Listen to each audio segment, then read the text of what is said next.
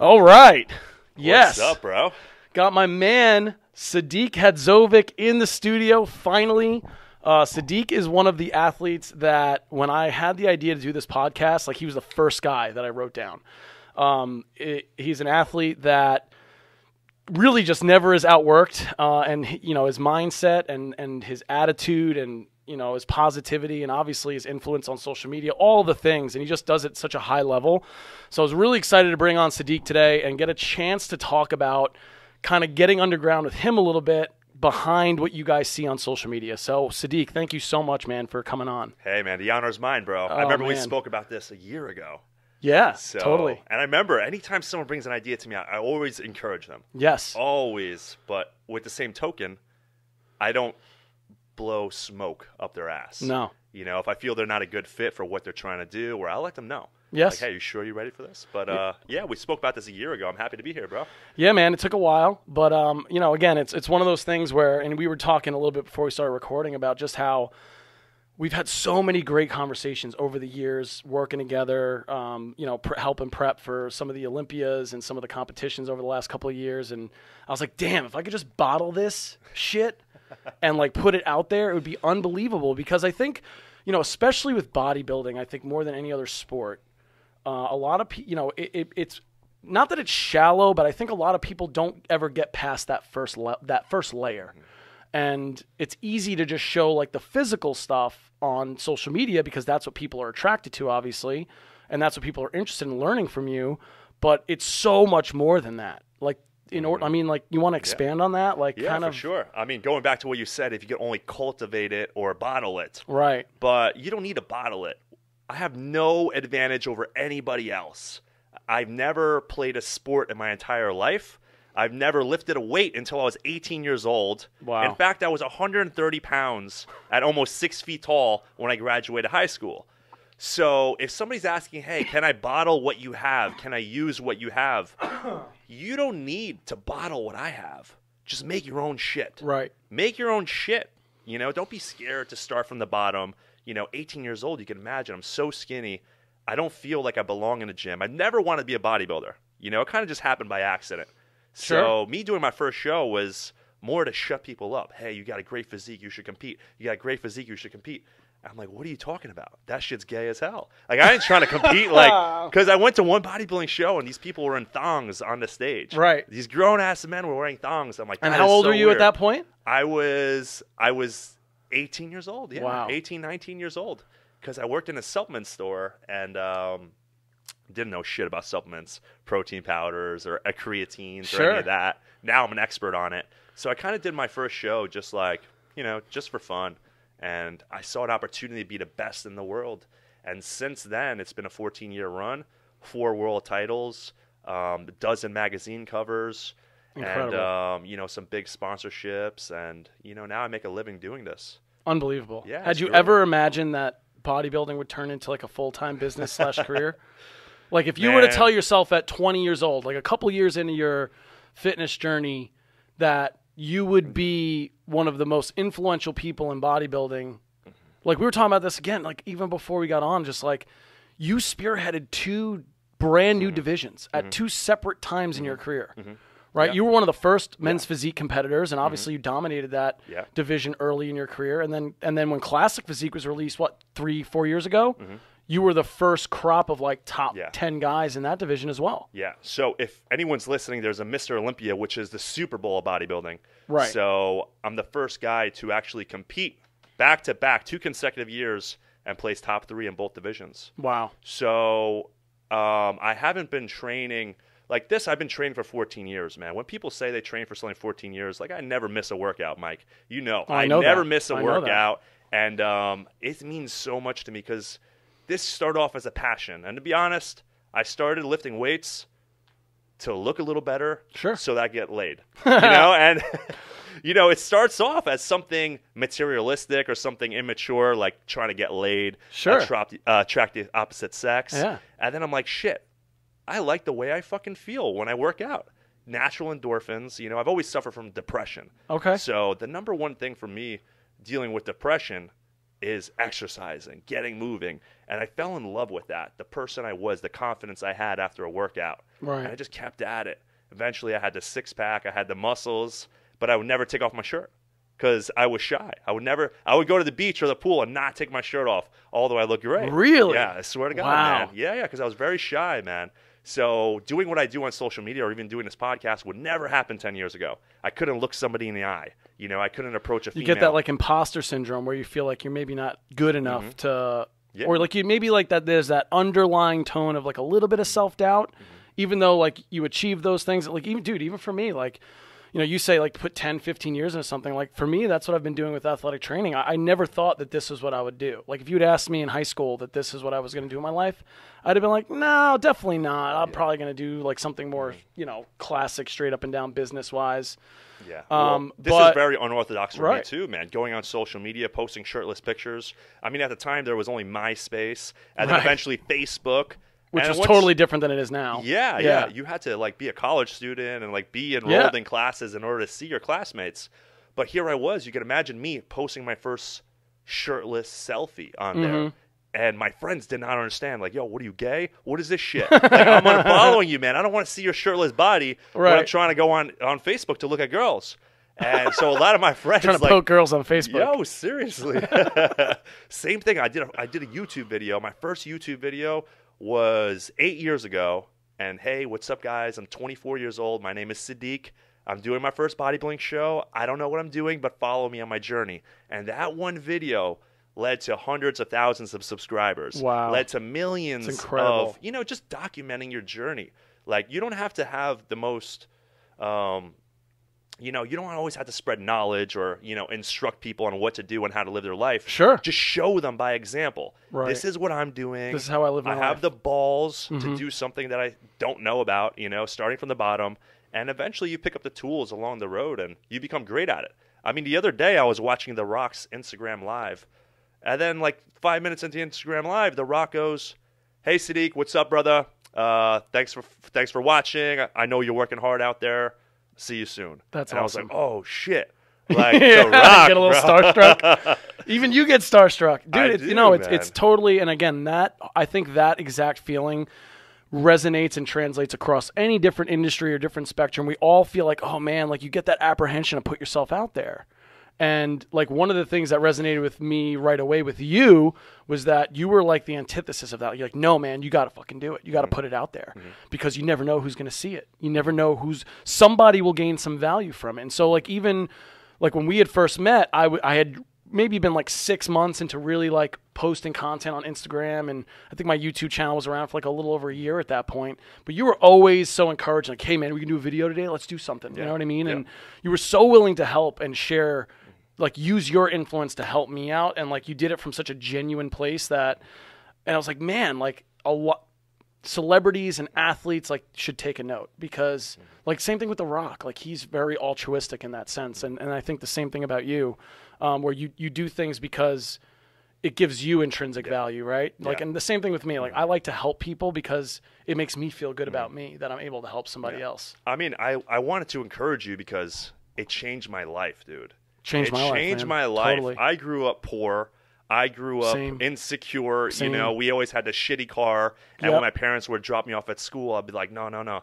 Like, drop me off a block away. Yeah, a block away. Yeah, dude, you know? Totally. And it changed my life because here I was, you know, making what, $500 a month, like in a stupid endorsement deal. But once I started building my own brand, you know, I could see that you can make not only $500 a month, but you can make maybe $500,000 a year or $1 million a year, and you could increase your value.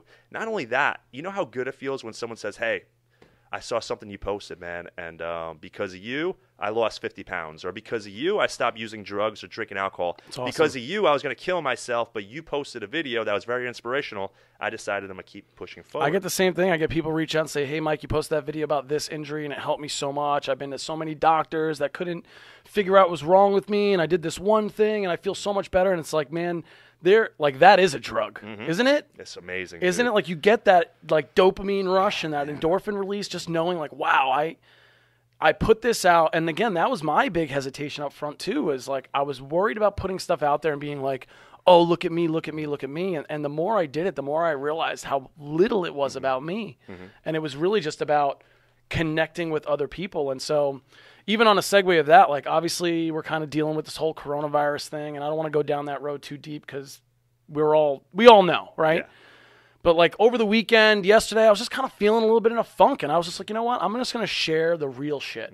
I'm not going to put on the ambassador face and make some polished video and make like, hey guys, maximize this time. Like, and again, I know that that's important. Everybody, you know, we want to lift each other up, but I was just feeling some kind of way. And I was like, hey guys, this is how I'm feeling. I'm feeling a little down because I really do miss working with my athletes. I really miss, you know, doing the stuff in the trenches every day. And it's okay to feel that way. Yeah. And like, this is the other side of the coin. This is the part that we all as humans are going to go through these ups and downs. And so many, like 50, 60 people reached out to me yesterday to be like, I feel the same way, or this really helped me. I was feeling like I was wasting my time because I couldn't get out of this funk. And it's just like so many people. And I guess the point of that is like, you never know who's going to resonate with, and you never know how much connection that you can build because even though it's not in front of you, right? It's like you and I built a strong connection because we were in person, like hands-on, like doing the work, and you're prepping and we're helping with recovery and all that stuff.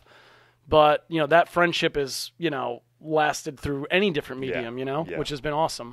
It's all about being real, man. Yeah, totally. You know, people are not fools these days. If you're on social media and you're not being real, or you're in a bar trying to pick up a girl and you're not being real, people are not dumb. They see through the fake. They can feel it, sure. Yeah, man. You know, maybe I have 3 million followers not because I have a six-pack. How many people have six-packs?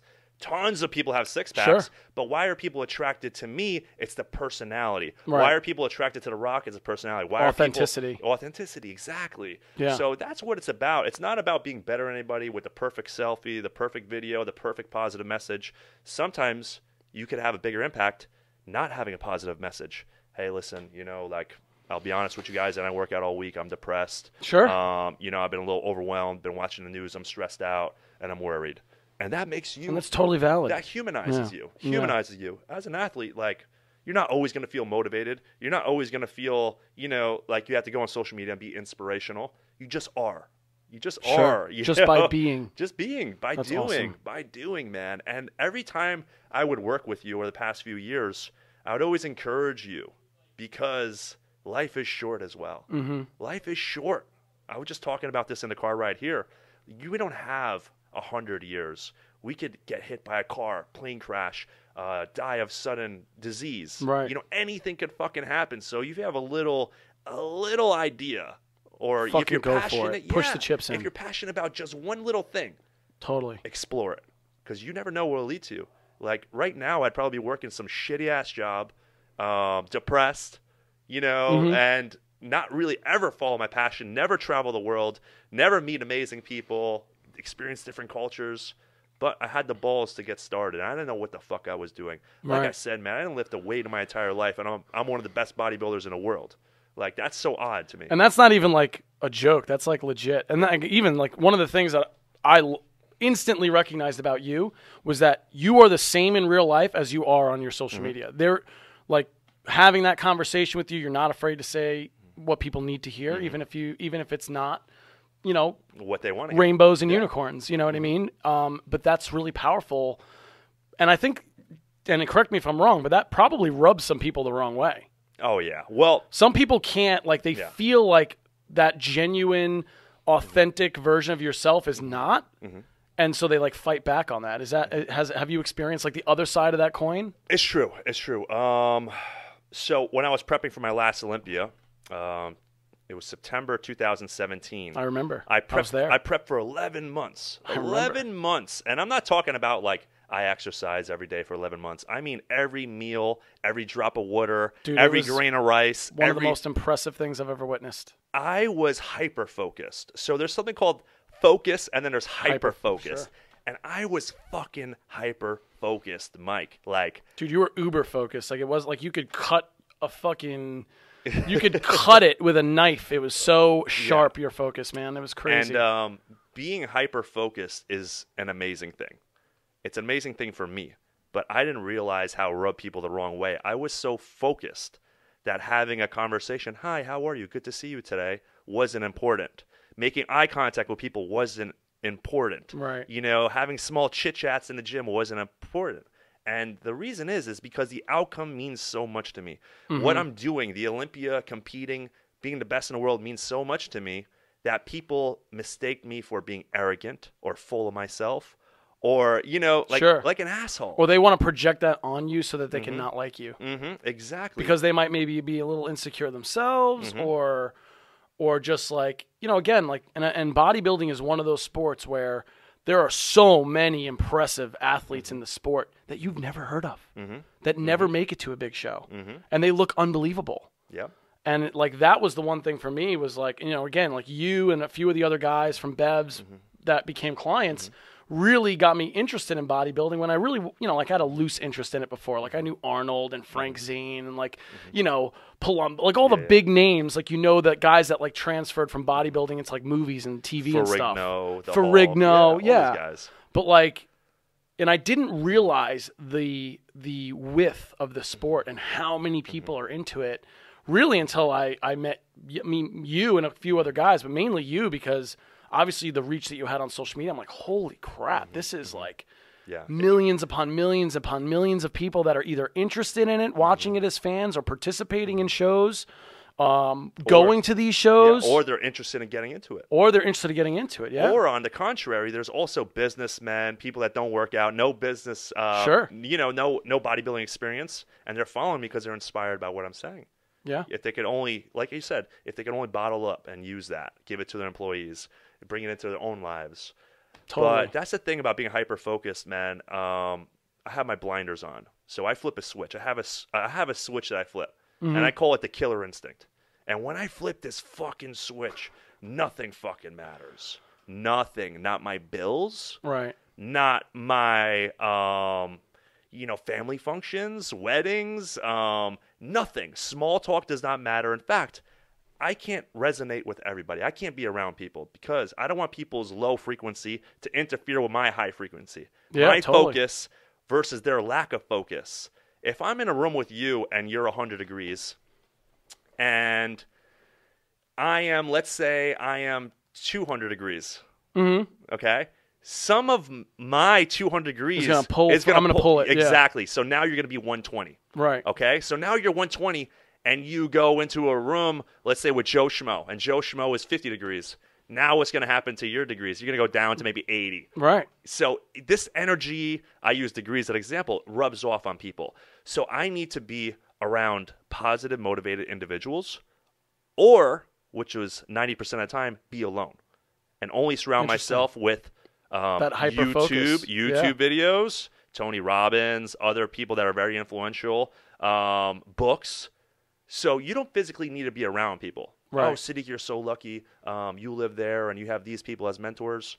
Nah, man. Mentors are books. Mentors are videos. Mentors are imagery.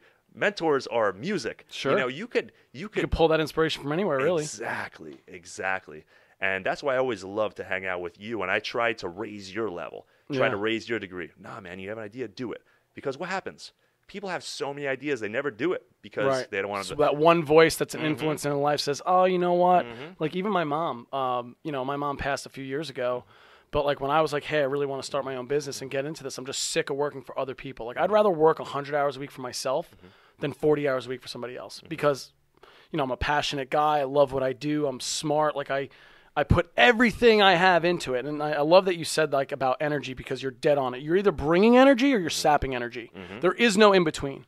So 100% of the time, I'm going to be the guy that brings energy to the table, which is why kind of being real on my Instagram yesterday was like, you know, this is a day where I'm just not feeling like I'm feeling like it's hard for me to bring it. But I agree with you 100%. And she was just like, you know, it's risky, this and that. And obviously coming from a place of love and not wanting to see me fail. But you know what?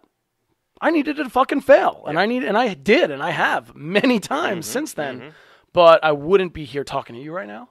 I wouldn't have this education platform that I'm building or the Movement Underground, my business, or all these different things if I hadn't just taken that blind leap of faith. You know what I mean? But look at this. Would you rather fail in your 20s, 30s, or 40s? Or would you rather fail in your 60s or 70s where it's hard to recover? So if you fail, totally true. If you fail like now in life, if you're 30 years old, you're watching this, or you're 40 years old, you're watching this. If you fail now, big fucking deal. Right. You stand back up, dust yourself off, and keep trucking. Yeah, you just keep going, man. But when you're kind of like 50, 60, 70, you're kind of like a little more stuck. It's a little bit more difficult to pick yourself up. But really, what is the big fucking deal? You think anyone really gives a fuck if you fail? Yeah, they might care. They might talk about you for a day or two. They might say, I told you so. Yeah. Look at this idiot. You saw so-and-so did this, and he failed? Ha, ha, ha. Right. What a loser. Yeah, but you know what, man? I'll take that any day over being a pussy on the sidelines. Never. Yeah. It's easy to be an armchair quarterback. Yeah, it's man. fucking easy. People that never chase their dreams, people that never think outside the box, people that never pursue what they're passionate about. I would take this over that any day, even if I failed. And, like, I don't get a lot of hate on social media. I really don't. I get a small little pocket from very specific niche of people, and it's always people that have no posts on their pages, that have, like, an anonymous account, or, like, you know what I mean? Yeah. Like, it's not the people that are putting themselves out there. Like, if you want to come at me and you're putting yourself out there too, I'm going to listen just to, hear your perspective. But I almost like this person with the anonymous account going to throw shade at me for what? Trying to share something with somebody that might help them? Like, because does that make you feel better? Like, no. You know what I mean? So I love that you're very specific about the energies and the people that you surround yourself with. I think that's a great lesson to pull away is, being in control of what kind of energy you let around you. And we do have control over that. A lot of people get stuck in relationships or jobs or, do things because they think they're supposed to. They get that case of the supposed-as. You know what I mean? Yeah. Like, even when we met, I was going through that. I was about to get married to the wrong woman because I thought I was supposed to. And when it didn't work out, you were like one of those people who's like, man, this is an opportunity, bro. This is like your comeback story. Like, you get to write this from scratch now. And I just remember at that time being like, man, that was exactly what I fucking needed to hear, was a friend, but somebody who I also admire, saying like, this is nothing, man. Dude, it is nothing, bro. My dad is on his fourth marriage, and he's trying. That's awesome. Lucky number 4. Yeah. And he's 60-something years old, and he's like, I don't care. Like, there's plenty of other women out there. What are you going to do, cry about it? And he keeps going. And you got to respect that, not being married 4 or 5 times, but you have to respect someone with tenacity, and you got to have it's tough, man. Listen, especially with social media, touch on social media. I'll be honest with you. When people leave me a negative comment, it hurts me. It hurts me too, man. It hurts me. It's hard to switch it off. And yeah, we know in 2020 hindsight, they're just mirroring their own insecurity. They just don't like their own life, so they're coming here throwing shade. But it hurts because you want everyone to like you. Totally. And when people don't like you, especially when you're doing the right thing, it hurts, man. But there's 2 ways to go about it. You could either retreat and pull back. And get hung up on it. Yeah, and get hung up on it. Or you could use it for a positive thing. Put in the gas tank. Put in the gas tank. Like, when you're in the spotlight, people want to talk about you. Right. And when people talk about you, and negative criticism, you take that shit and use it as fuel. You got to use it as fuel. Every situation, every setback, I grew up so angry and depressed for so many years.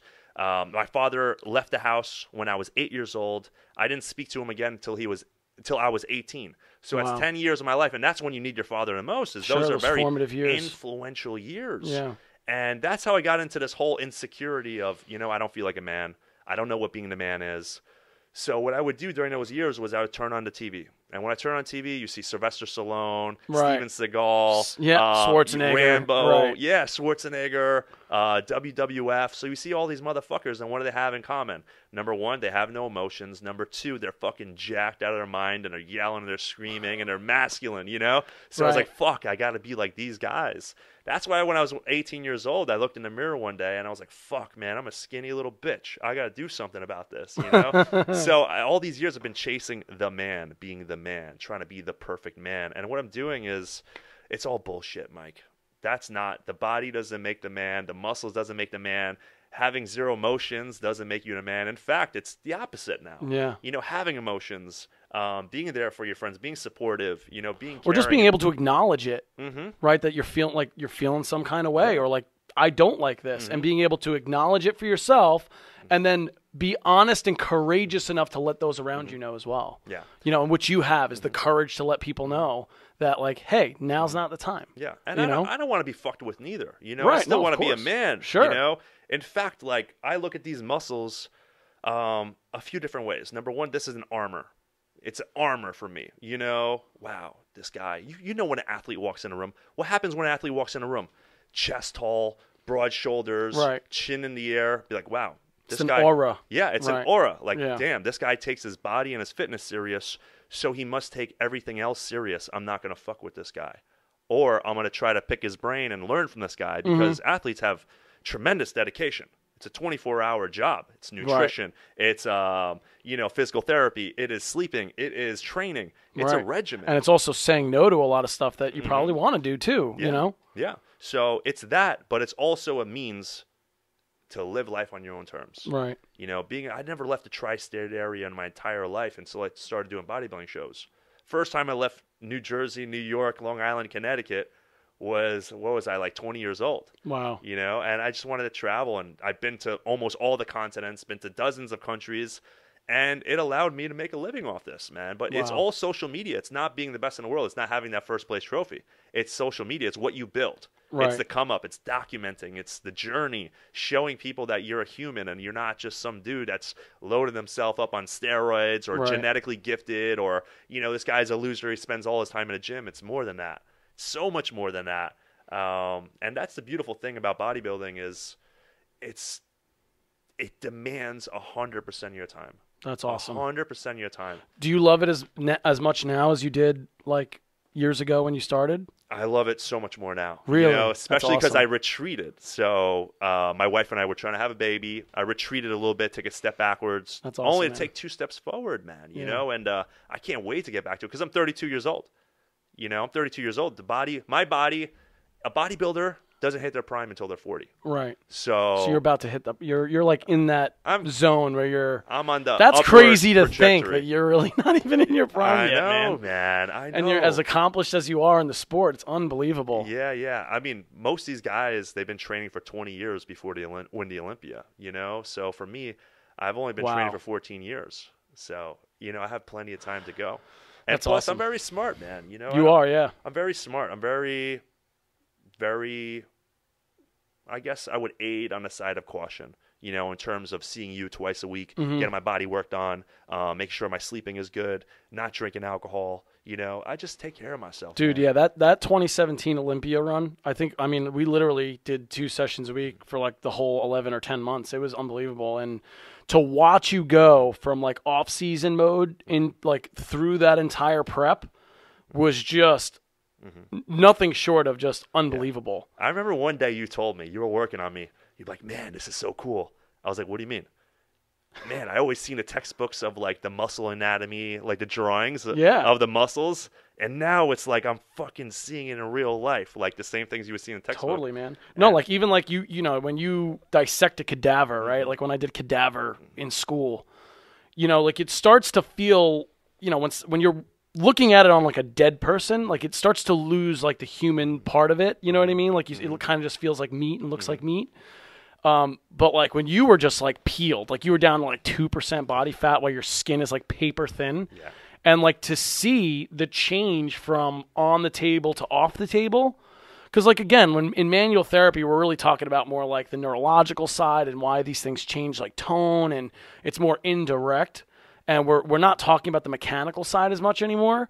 But when you work on a bodybuilder, you see mechanical stuff change, right? Like we were working on like some septum work. It was just incredible. Yeah, it was like cool, the before man. And afters, and just like how well your body would respond to it. Yeah, but also you've seen the change in my mentality. Yeah. You know? And even some dark stuff too. Yeah. I remember there was one session, it was like real late in your prep. It was like a 9:00 p.m. session. You just got done with your second cardio of the day. And we did some work and you got up off the table and you like dizzy. You got real dizzy and had to sit down, and I got concerned. I remember thinking like, man, like I don't know if I want you to drive home. Let me follow you because like you're looking a little out of it. Yeah, dude, there's many times like that. You get dizzy, bright lights hurt, loud noises hurt your head, constantly having a headache. Is that typical, like getting deeper into a prep like that for athletes to experience that?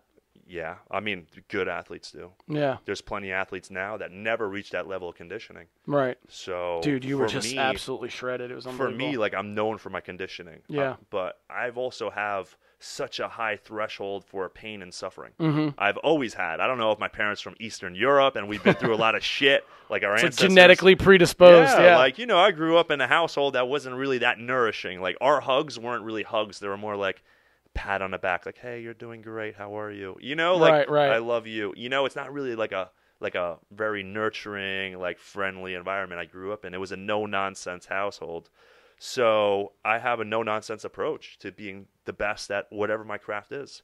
Mike, I swear to God, if I wash the dishes in the morning, I fucking wash that dish like you would never see a motherfucker wash a dish better than me in my life. If I wash my car, if I write a poem, if I write a, you know, like, any task that I do, I complete it to excellence. If I set out to do something, no matter how small it is, because if I can't wash a dish good, that means I can't be the best bodybuilder in the world. If I can't, like, you know, do the small stuff really good, how am I going to do a big thing really savagely great at the basics.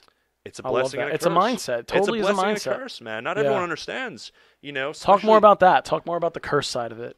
Oh, man. Because obviously I think we can all recognize the product of the positive side, that laser focus, that you know, insatiable desire to excel obviously has translated in your bodybuilding career. There's no doubt. Like, you can't do what you do and achieve the level that you've achieved it without that extra gear. But talk about what that extra gear means on the other side. Like, what is that, like, in terms of, like, personal development through those years, like, of bodybuilding, like, when you, maybe people didn't know you as well, you know, socially, what did that mean? Like, what's the other context besides that? Because I think it can be easy to see, like, man, I want to look like Sadik. I want to be like Sadik. But do you really? Are you really willing to pay the price of admission? Because obviously the back end part, or the physical, like, you know, the fame and all these other things, the money, the jobs, the business that you've been able to cultivate, that's one side, and that's awesome. And that's what people want to aspire to. But can you share, like, a little bit of the darker stuff? Absolutely. I mean, I get this all the time. I get the 18, 19-year-old, hey, man, I'm going to drop out of college. I want to be just like you. Sure. And I'm very, like, you know, I'm very straightforward with people. So the first thing I say is, why? I don't say nice to meet you. Oh, that's great. I say, why? You go right for the throat. Well, I don't know. I kind of think it's cool, you know, like, you know, you drive a nice car, you have a hot girlfriend all the time. Like, dude, you want to be the best in the fucking world, it's going to take more than that. Your motivation isn't having a nice car or traveling the world or having a hot girlfriend. That's not the fucking motivation. Like, my motivation comes from a darkness, man, an insecurity. I remember looking in the mirror when I'm 18 years old and physically being sick of what I saw in the mirror, to the point where I would gag as if I was going to throw up. I was dry heaving every time I looked at myself in the mirror. Like, my drive came from never being adequate enough, never being the best in anything. You know, never having a girlfriend, never, like, you know, feeling comfortable in my own skin. So when you're inspired by, no matter what it is, if you want to be the best in the world, if, you know, whatever your drive is, it's going to consume you. And to be the best in the world, it has to consume you. And the people around you are not going to understand. I used to have this rule. So when I was 24 years old, I got my pro card, like, almost instantly. You know, it was night and day. Like, what year was that? Like, that was like around the late 2000s? 2012. Okay. So I got my pro card right away. And my coach and I used to have this rule with him, because I'd always have different girlfriends. It was like a revolving door of girlfriends. And we had this rule. Oh, man, we're 12 weeks out. So 12 weeks out is the magical number where we would start our preparations. Sure. We're 12 weeks out. Did you break up with so-and-so? Nah, man, I'm going to do it tomorrow. Hey, man, we're 12 weeks out. Did you break up with her? All right, 1 second. Let me do it right now. Get on the phone. Hey, listen, it's fucking over. Block your number. We're fucking done. Because I have zero fucking distractions. Right. Zero distractions. I didn't need my emotions. First of all, there's no fucking room for emotions.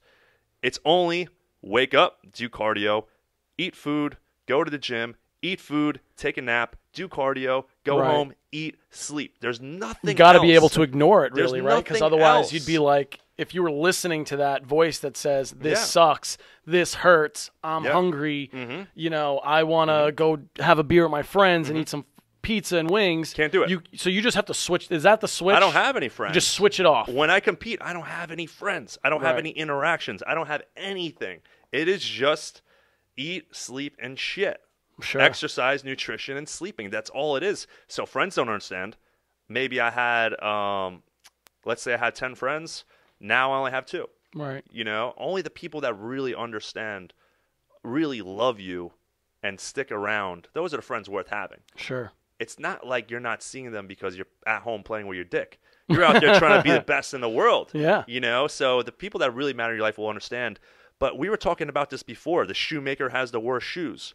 Like what my body feels like, Mike, and I do a good job of taking care of my body. You do an awesome job. I do a great job. But what my body feels like, my knees, my back, like, you know, I have the body of like a 50-year-old man. I'm 32. No, that's not true. I do. I'm serious, man. Like, is that how you feel sometimes? Like that's you just how I feel like sometimes. Like, damn, dude. Like used up a little bit? Who the hell is deadlifting 500 pounds? Who is squatting 500 pounds, like, with no show in sight? Right. There's no show in sight because bodybuilding is a 24/7 sport. It isn't no off-season, on-season. It's always on-season. Right. If you're not improving, you know. You're falling behind. You're falling behind, man. And there's only 365 days in a year. So that's 365 workouts if you work out every day. If you take one rest day a week, all right, you're down 50 workouts. So now you're down to 300 and something workouts per year. Right. Take 2 rest days a week. Now I'm at 550. So, you know, there's not a lot of opportunities 250. There's not a lot of opportunities to improve in bodybuilding.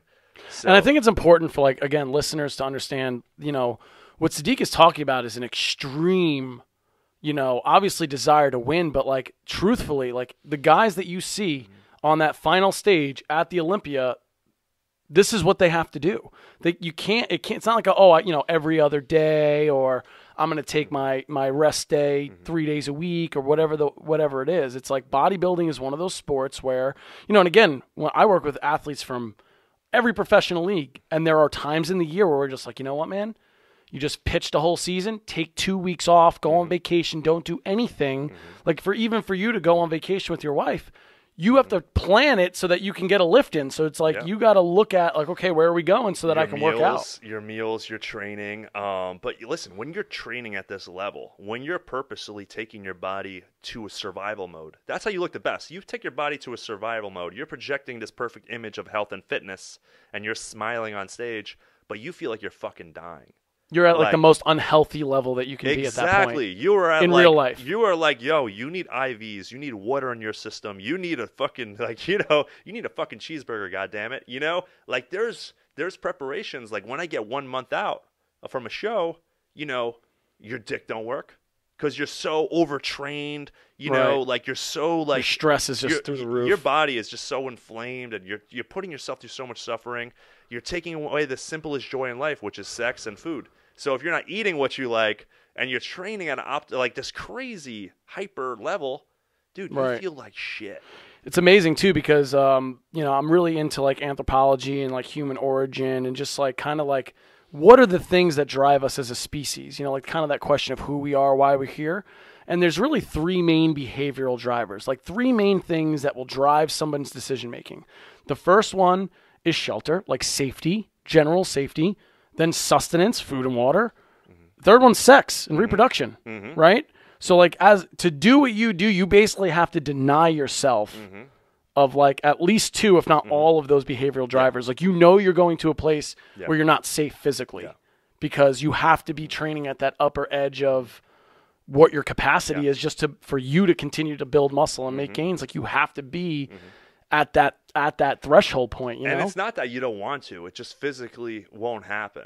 You know, your body is trying to recover. From an instinctual perspective, like every alarm system in your body has got to be sirening off to tell you, like, don't do this, don't do. Like, you are at risk right now, and you, like you said, you have to be able to switch that off, right? The emotions of it, like we're emotional and social creatures, and so you're literally consciously making that decision to like deprive yourself of those things. And well, even Mike Tyson, incredible. He restrained from sex on purpose before his fights, right? You know, and they had, you know, Rocky Balboa, woman weakened in knees, blah blah blah. But that's a choice. Like my choice isn't not to.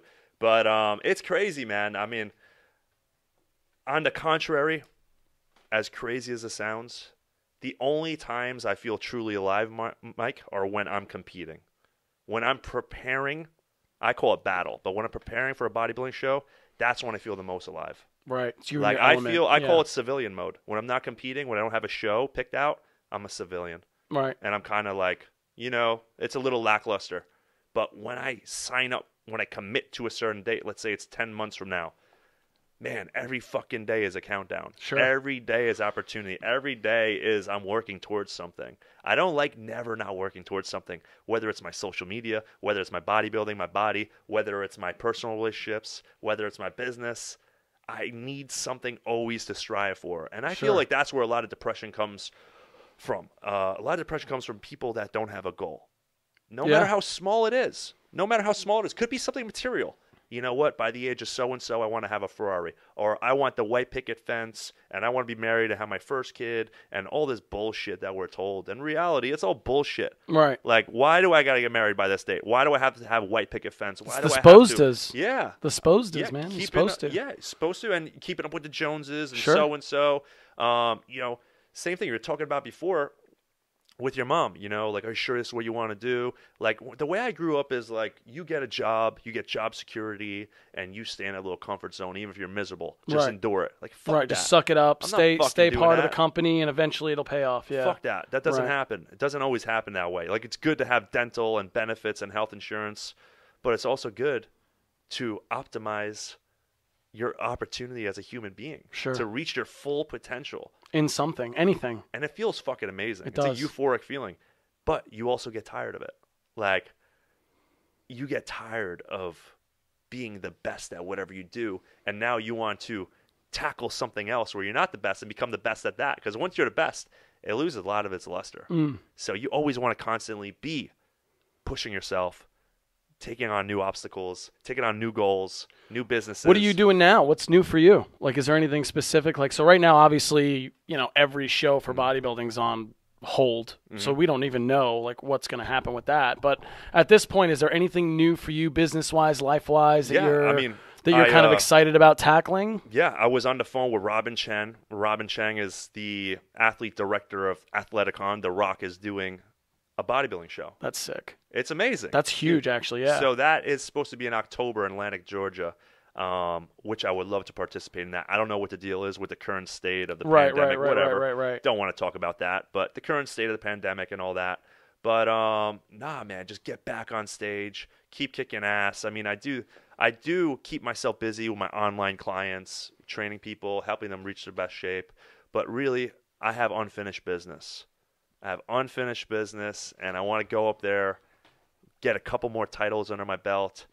Love it. When I go on Google Images and I type in some of the old school guys and you see these old school 70s bodybuilders, black and white photos, and you have motherfuckers like, oh, this is Frank Zane, oh, this is Arnold or Columbo. These guys I want fucking 40, 50 years from now, people be pulling up my motherfucking pictures, man. Yeah, totally. I mean, it happens right now, but I don't want to be just the guy who's inspiring teenagers and 20 and 30-year-olds. I want to grow my audience. You're trying to build a legacy. I want to be that 50-year-old that's like, oh, shit, this guy's the man. I want to be that 50-year-old, man. And then by 60, I'll hang it up because that's just crazy. But still the fire is still bodybuilding, and again, like, so maybe that's a nice segue into, like, where do you see bodybuilding going? I mean, obviously The Rock getting involved and doing that and kind of bringing maybe a little bit more mainstream media to the table. I mean, again, I wouldn't say that bodybuilding isn't mainstream, but, like, it is still a niche thing, I think, right? Would you agree with that? It's not going to be mainstream till it's on TV again. Right. And it hasn't been on TV in years. How long? A couple decades, man. Why is that? Is it just like the business I think side America of it? likes drug-tested sports. Right. And they like drug-tested sports. And in order to be one of the best in the world on a bodybuilding stage, it's part of it. There's drugs involved. Right. I mean, I got my pro card never taking a drug in my life. I placed 4th place at my first Olympia, never taking a drug in my life, Mike. Mm-hmm. It wasn't until I got 4th place where it was the worst placing in my entire career where I was like, all right, I got to go to dark side. Right. So is it possible to do it? Yes, you could do it. But the game has changed. And until somebody starts drug testing these athletes, we're not going to be on TV. Right. But it's going to take characters like The Rock. It's going to take people influential. I think Arnold is very influential, but what's his drive? You know, he's getting older now. You know, he doesn't have the resilience that The Rock has. Sure. Or maybe just his focus is on, you know, obviously the politics side and just different things, and where The Rock is still an athlete at heart. Still in the gym every day grinding it out. Obviously, Arnold is still in the gym too. Like, but not the same level. Yeah, man. exactly. Not the same level. The Rock brings a totally different ambiance of you know, like media attention, and obviously his companies are great with that stuff. With that being said, Mike, there's drugs in every sport. Sure. Okay. Oh, yeah. I mean, listen, you don't have to tell me. I know that. You can't be naive. Right. You know, I pinpoint bodybuilding, but you can't. You know, bodybuilding is an easy target. Why? Because you can see the physical changes. Right. Because you can see the it's obvious. veins. It's obvious. The veins and the muscle roundness and the vascularity. Whereas in other sports, there's other drugs that they use, and they're more performance gear. Right. You know, like for speed, for agility, you know, recovery. Where we're taking stuff to enhance our look, similar to a body kit on a vehicle. You know, you put the lowering springs, the big rims, you put, you know, the big fenders. If you guys didn't know, Sadik is a huge car guy, I'm a big too. car guy, too. I love it. That's great. So, you know, we're trying to create that freak factor. Right. And we're the easy target, and it's obvious. Whereas other sports, like the NFL, you know, it's easier to shuffle it under the table, right? All of them, man. But there's also big money in those sports, so they're not trying to bring that to the light, which is fine.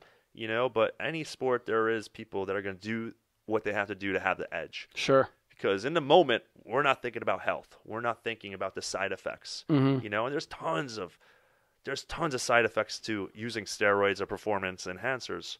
And I tell people all the time, like when young kids, they want to take that next step and they ask me for advice, I tell them straight out, this is not for you, man. Right. There's no going back. Once you cross this line, you know, there's no turning back. Right. You know, and they're typically nice kids who just want to get laid. They just haven't maybe considered all of the, you know. Yeah, they want to get laid. Yeah. They want the material things. They want to have that image of having muscles, but really, it's not about that, man. Right. It's about something deeper, and you need to be really passionate about what you're doing. Right. That has to be the driver first before you can add those extra layers. Yeah, I mean, you know, listen, I appreciate your honesty and your, you know, willingness to talk about that side of it, because you know, I think everybody who is around that sport or watches it, or everybody knows, but no, a lot of people are just like not willing to talk about it at all. And like, even when you and I first started working together, you just laid everything out, and you were completely transparent. You were like, because I don't know how this affects what we're trying to accomplish, and I want you to be informed. And you know, and right away that told me a lot about you as a person. Like, well, I know Sadik's never going to bullshit me. He's going to tell me exactly what he thinks, how he feels, what he wants, which makes it a really easy exchange for us, or for me as a therapist, to help you, because you're not hiding anything. You're absolutely laying it out on the table in both the gym and in at home, and every aspect of your life and your business. Yeah, you have to, man. Yeah. You have to. Any coach you have, any mentor you have, any friend you have, got to have that 100% transparency. Sure. If nobody knows, how are they going to help? Yeah, how are they going to help, man? If nobody knows, how they're going to help. Yeah. The answer is always no if you don't ask. And if you need help and you don't say anything, nobody's going to just figure it out, right? And I think that's a great piece to pull from that. And another thing I think is worth mentioning, man, this is a little off topic, but bodybuilding saved my life. You hear people say this, you know, music saved my life, basketball saved my life. Bodybuilding saved my life, man, because it gave me so much purpose, so much meaning, so much to strive forward to. You know, like if you don't tackle I told you this before. If you don't tackle something, life is fucking boring. If you wake up every day, go to the same job, wake up every day, speak to the same people, wake up every day, you know, it's just you're going through the motions. Right. And you're left with nothing. You're left with no experience. You're left with not feeling the exhilaration of victory as well as the exhilaration of defeat. Sure. Because sometimes it's exhilarating to be defeated because it gives you so much drive and motivation. Or even just like, you know, like when I fail, one of the ththings that I always pull from that is there's something to be learned. There's a purpose to this failure. It's teaching me something if I let it and I can acknowledge it, right? And then it also sets that baseline, right? So of like, man, you know, yesterday I was feeling a little bit down. I put it on my social media. So many people reached out and like trying to lift me up and supporting. I'm like, man, I'm so fortunate. And I'm so grateful that I have all these people who have my back and a lot of them I've never even met in person that are just like, you know, like, you're such an inspiration. I appreciate you being real, all this stuff. It's like, man, I'm so fortunate and so grateful because of the failures. You know what I mean? Yep. Like, it gives you that, like, so when you're riding that high and that victory tastes so much fucking sweeter when you've already been in the corner, or you've already been on your back, you've already been kicked while you're down. You know what I mean? So awesome. It's boring to always win, bro. It's boring to always win. Sure. I mean, I don't always win. I mean, I have more losses than victories, but so does every accomplished athlete in what they do. Yeah, I'm sure. You know what I mean? Floyd Mayweather, no. But, you know, there's some guys out there, man. They just keep winning. But, you know, God bless them. But I have this mentality that winning makes me lazy. I prefer the more underdog story. I like the Rocky Balboa story, you know? Yeah. I don't know. I'm so inspired by that. I think because we all see the underdog in ourselves, and we all want to see that, like, dude, you're totally right, man. I think you know, part of it is like when you get outside your comfort zone and you test that outer edge, you learn a lot about yourself, but you also a lot of times learn that edge can be pushed a little further, pushed a little further, pushed a little further, and a lot of people stay within that realm of comfort, and it can get and while it's safe there, it's boring there. And there's not a lot of growth happening, and so you get stagnant, and then you start questioning everything, and then it leads to that place of you just, like, hating it. You know what I mean? Well, you get resentful. It's dangerous being the best, man. Like, they turn on the best. Like, look at Conor McGregor. You know, like, people were, like, applauding him, like, when he lost, you know, and now he rose to greatness again. People don't like having, like, a repeat champion. They want to see new guys win. Which is happening. That happens in bodybuilding all the time, right? Guys winning 6, 7 shows in a row, titles in a row. In all sports, yeah, eventually you root. Yeah. You root for, like, the underdog, you know. Yeah, you just want to see the Patriots lose. Exactly, bro. Exactly. So it's very strange, man. So it's a blessing to be able to fail. It really is. If you take something away from it, other people, they're very weak-minded. You know. They fail at something, their business goes under, they go to drugs, alcohol, suicide. There's other people, you know, they used it to fucking catapult them to a new level of success. I love that. And I've always liked that metaphor of like a bowstring, you know what I mean, where sometimes in life, before you get launched, you get pulled back pretty hard. You know what I mean? I've definitely experienced this on my personal life, in my business, you know, losing Recovery Lab, losing that brand I'd put 4 or 5 years into. Because I made mistakes, you know, mistakes that I made and I let happen because I was just a little bit blind to it, you know, but that huge setback, that month where I was kind of in limbo, you're 100% right. I was like, I fucking had this fire, just like, I'm not going out like this. This is not how this is going to happen. And less than a month later, the Underground was born. I had a new location. I had a brand new facility. I had athletes coming in. You handled that really well, man. Well, dude, again, I think a lot of it, too, is I had a lot of support. You know what I mean? Like, and again, you know, you were one of the first phone calls that I made when it all went down. And A, you didn't sound surprised. And then B, you were like, so? And what? And what? Yeah, what's next? Right, what's next? You're like, Mike, you already know the fucking answer, man. So what are you going to do about it? Yeah. And it was just, that's what I've always loved about you. And, like, you could have said so much more, but, like, you didn't say, you said exactly what I needed to hear. You said, you got your point across eloquently, and then we left it at that, and it was like a month later we were back in business, baby. Less is more, bro. Less is more. I believe but that, on the contrary, if people out there aren't as strong as you, they're going through something devastating, it's cool to be depressed for a week, for 2 weeks, or even a month. Or take that time, to mourn. It's cool. Yeah. It's cool. Like, it's all good.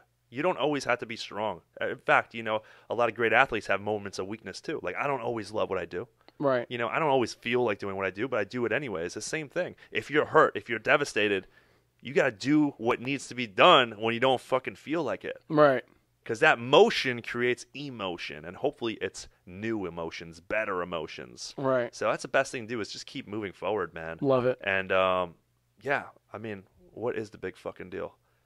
Break your arm, big fucking deal. Get in a car crash, big fucking deal. Lose your business, big fucking deal. There's people out there with, you know, no food, no water, no shelter. There's people out there that are sex slaves. There's people out there that are like, there's so much. We're just waiting for death. Yeah, it's all perspective. There's so much evil in the world that we're complaining about little fucking things that don't matter.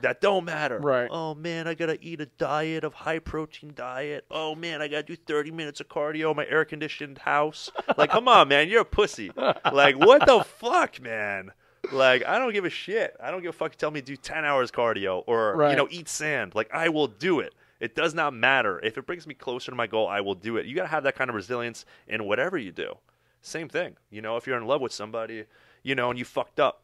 Damn, man, you better drive your ass to that grocery store, get some flowers, rent a car, get the chocolates. You got to do what you have to do. You can't let, failures demobilize you. Yeah. And it's incredible, man. I love what you built over here. I appreciate that, man. It really looks great, dude. I appreciate that. It's great, dude. But like you said, man, the way you do anything is the way you do everything, and I wanted this to feel like legit.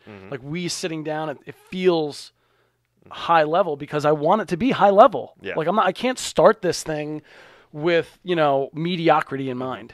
Because then what are you going to get? Yeah. Mediocrity. That's all it's going to be. It's true. I want this shit to be next level because I have gained so much from being able to work with people at the next level.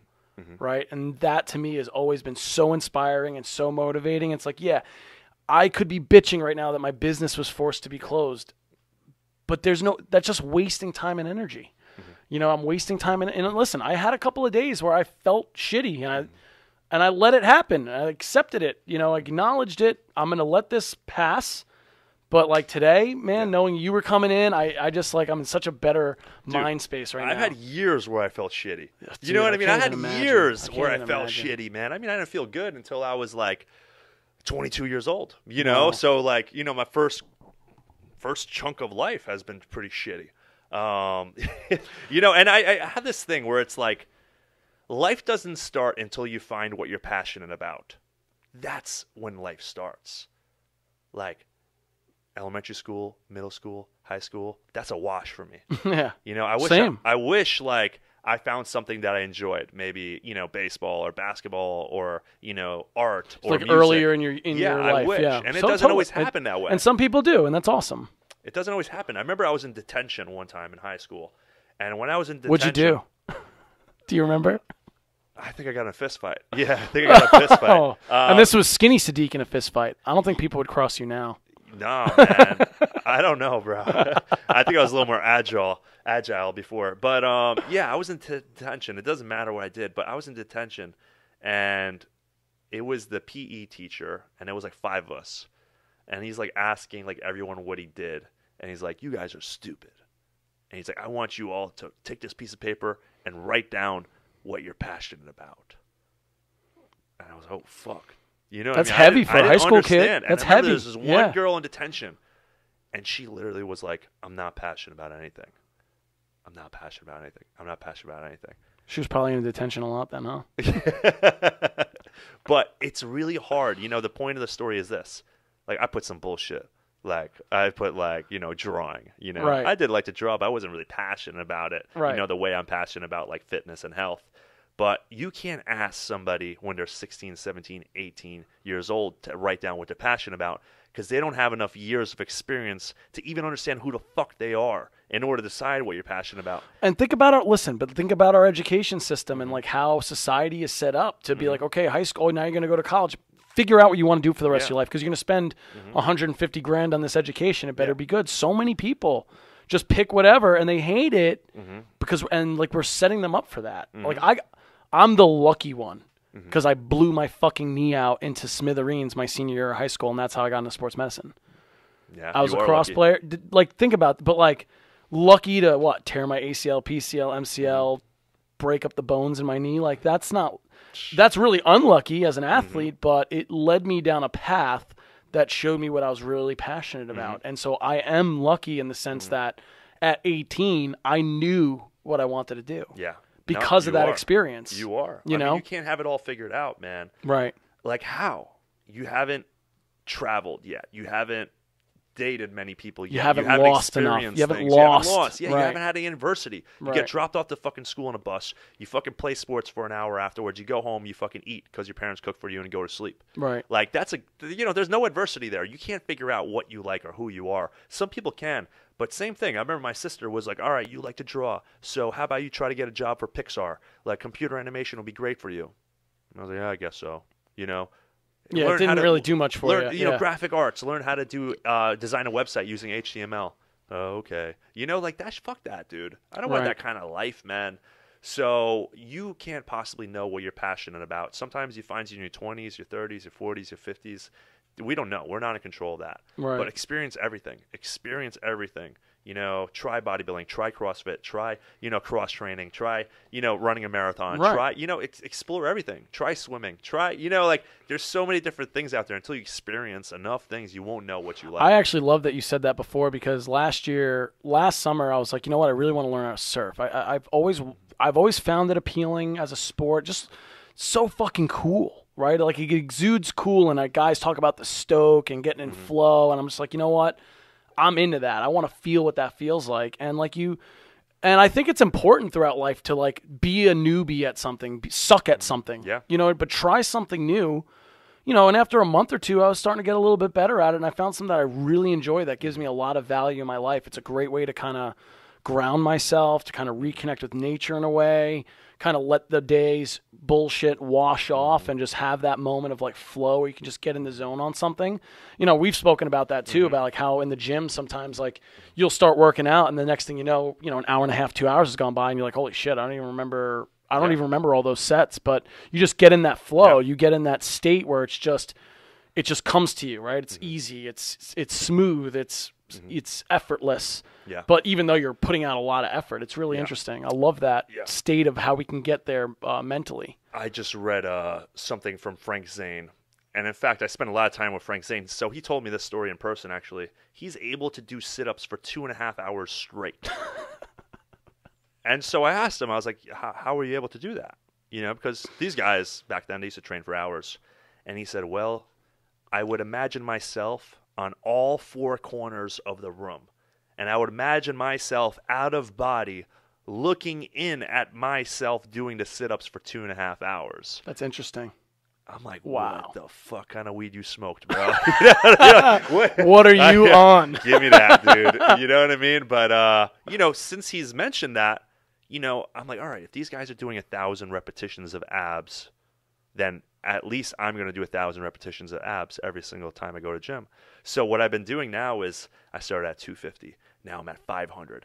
Now I got all the way up to like 600 before the gym's closed, repetitions of abs, and that takes like a half an hour. People in the fucking gym, like I'm doing abs longer than they're doing their entire training session. They're looking at me like, what the fuck is this guy doing? Right. But I'm putting myself on a different standard. I'm demanding a different standard. I'm speaking to the greats.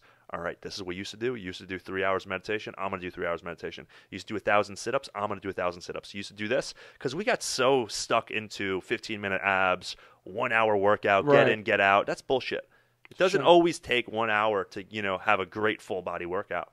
So I'm trying to actually, as I get older and more experienced and do more shows, I'm trying to actually make my training more intense. I'm trying to make I'm trying not to get stuck in what everyone else is doing. I love that, man. That's really cool because that resonates with me, like from a career perspective. When I got my first job at the University of Florida, I think I read it was called the 10,000 hour rule. I think it was called, and it was this article talking about if you really want to achieve mastery in some subject matter, it takes 10,000 hours.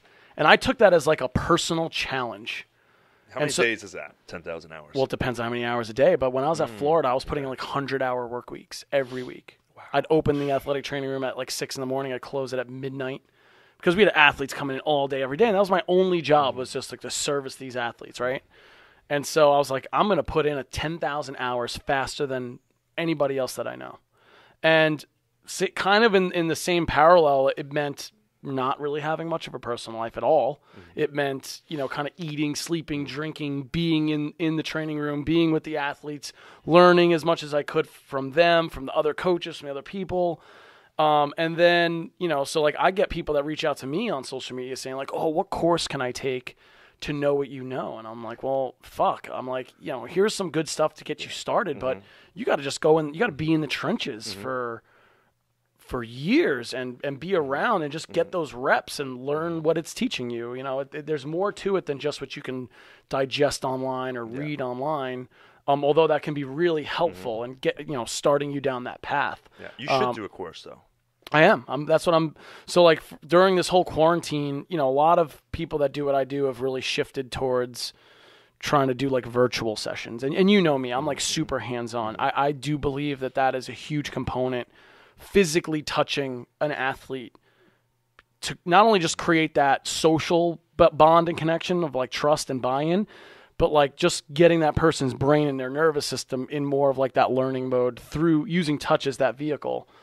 So it's been a little harder for me to adapt to like the virtual. I think there's a lot of value to it. Yeah. You can teach a lot of people some sustainable things that they can do for themselves. So I love that part where we can empower somebody to take control over their own recovery, their own rehab, their own training, whatever it may be. But it lacks that personal thing that and that's really, I think, why I felt like in a funk over the weekends. I just miss that. I miss that for myself. But my move has been really shifting laterally towards the education stuff. And so I'm working on a few courses right now that I'm going to release within the next month. Yeah. Digital courses that I'm going to teach live webcast from here and then hopefully film them in a studio and like have it be like a polished up product, e-product. Again, and I'm taking that page out of your book too. Even a lot of my content, people don't realize like a lot of my content 3-4 years ago was inspired by you because I liked the way you did your content, like the bodybuilding videos with the music overlay and you dubbing your voice over to like explain some stuff. I'm like, man, let me do the same thing for manual therapy, and that's exactly what I did. Yeah, and I remember you even said like, yo, those videos look really familiar. Yeah. But you were so proud at the same time. You're like, bro, that's so awesome. Dude, it takes so much balls, man, to put yourself on social media, to hold that phone to your fucking face and record a video. And then people are looking at you and posting it and like, oh, I don't like the way have you ever heard yourself on a voicemail? I hate it also. So it doesn't matter what the fuck you think. It matters who you're helping out there, the content that you're posting. Because if everyone was just in their own little shell not posting anything, what really are we gaining and learning? Nothing. If you go to YouTube, how to tie a tie, but nobody made a video about how to tie a fucking tie, nobody would know how to tie a fucking tie. Absolutely. So it takes people like us to do it, and it feels weird. But you ain't got nothing to lose, man. People don't remember for more than 5 minutes, The really cool, interesting part about that, too, is like, you and I are around the same age. I think I'm like a year older than you. But when we were kids and teenagers, there was no YouTube. No. Like when you started working out, like when I started training for sports when I was in high school, you go to I was going to Gennaro's gym in East Rockaway. It's like an old school bodybuilding kind of gym. Everything's rusty. And like you just kind of go to a machine, you just start doing it. And the way that I learned was if somebody in the gym was nice enough to come up to you and give you like a pointer or two. Right? But now you can go on, Beyond the Physique. You can download your ebook that comes complete with the instructions, the video, the nutrition guide. Like the access to information is so much greater now. And like you said, because guys like us are putting out free content or content that you can download and that you can learn from your years in the trenches. Yeah, no. Same thing with me, man. If I saw someone with big chest in the gym, I'd watch them from a distance like a fucking weirdo. And like if they made that contact with me, I'd look away real quick. Real quick. And so that's how I learned. And then if they try to give me a tip, I was so insecure that I'd be like, I felt not worthy of even receiving the tip. They'll be like, oh, thank you, and like rush them through and like run away. Because you didn't want to like take up their time or something? Dude, I couldn't even join a gym. Mike, I couldn't join a gym. I was too skinny. Wow. So what I did was I was lifting in my basement, in my dirty, dusting, dark basement for 2 years until I developed a little less skinniness. Right. How did you get where'd you get equipment from? You just like used whatever you could find, really? So when I was 18 years old, my neighbor was moving, and my brother was visiting at the time. He's like, hey, next door neighbor's moving. Come give me a hand. We got to help her load some stuff into the truck. I'm all right, no doubt. We go help her load some stuff into the truck. My brother bounces. I think he went to go smoke a cigarette or something, so he leaves. And she's like, where's your brother? I was like, I don't know. He left. He's like, all right, well, here's $200. Give 100 to him and 100 for you. And I was like, fuck, no, I'm taking this fucking $200, bro. So I hit up my friend. I used to skate with this kid. His name was Alan.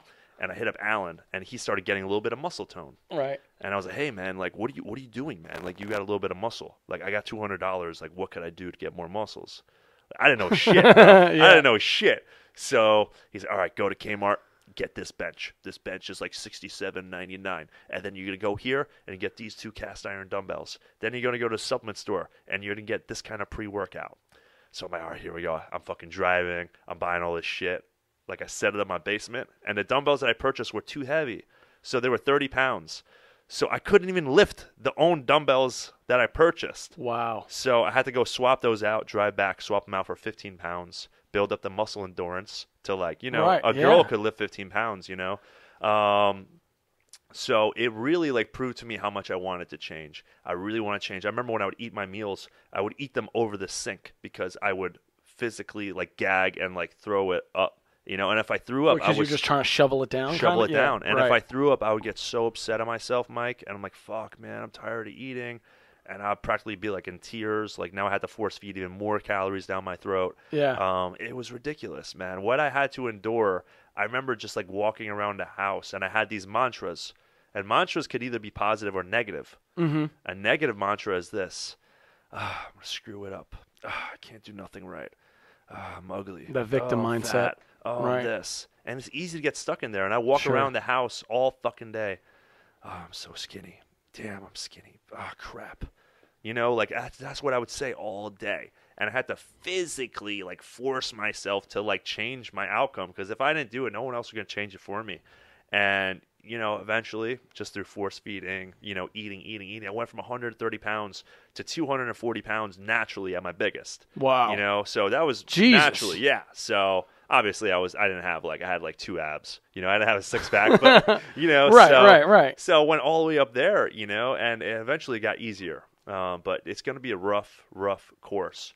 And even when I had some success, when I was winning shows and competing, I remember I was in a gym and I met one of my good friends, Gabrielle. And the way I met Gabrielle was, I was in a gym and I was lifting, and I would like drop the weights and be like, oh, shit. Fuck, you know, because you're tired, you know, you have these, like, you know, your sigh of reliefs. And she walked up to me, she's like, you're stupid. I was like, what? She's like, you're stupid. Your words have creative power. And I didn't know what the fuck it meant. You know what I mean? Yeah. You're like, what is this? So I'm like, what? And this chick never spoke to me in my life, and she tells me this. What the hell? Is this fighting words? You know, but she was good looking, so I was like, all right, I'm young. I'm like, all right, I'll go along with what she's saying. So then I see her at the gym the next day, and I'm like, hey, like, she's reading some kind of paperwork. She's a doctor, and she's a doctor of nutrition, and she's reading some paperwork. And I was like, hey, what do you mean the other day? And she's like, oh, you're stupid. You know, your words have creative power. So she gives me this book, and she's like, read this book. So I read the book. What was the book? Do you remember? It was the 4 Agreements. Oh, God, and that's such a good one, man. Yeah, it was such a good one. How old were you? I think I was like 23. Dude, so like, to 23. Get something like that mm-hmm. young can be hugely impactful on your life, you know? Yeah, so impactful. So she gave me this book, and I fucking read this book, like, from front to back. I go to the gym next day. I give her a book. I was like, give me another one. So then she gave me The Alchemist. Love that one, too. Another great one. And then I read that one. Give me another book. Give me another book. Give me another book. But in the 4 Agreements, what it says is be impeccable with your word, which pretty much means, you know, be impeccable with your word. Your word has creative power. Like, if you say something, fucking do it. Sure. You know, whether it's positive or negative, like, you have to. It's so nuts how we walk around life and our mantras that we tell each other. You know, similar to what I said before, I can never do nothing right. Instead of saying, let's fucking do it. Let's get the shit done. Let's get started. You know, these positive little motivating words and, you know, the way your brain is programmed, because we're programmed for, let's be honest, we're programmed for failure. We really are. We look at rich people like, oh, they're so lucky. That's a failure, loser mentality. They're so lucky. These motherfuckers worked at it. Right. In fact, when I see a successful person, you know what I think? If he did it, I could do it. This is inspiring. Like, I love it. I love to see someone succeed. That internal dialogue is so important because you're 100% right. It can either fuel something great or it can be the fuel for the fire that burns your ass down to the ground. Mm-hmm. And we have conscious control over that. It's a choice, right? And so what you're talking about is like neuroplasticity at its core.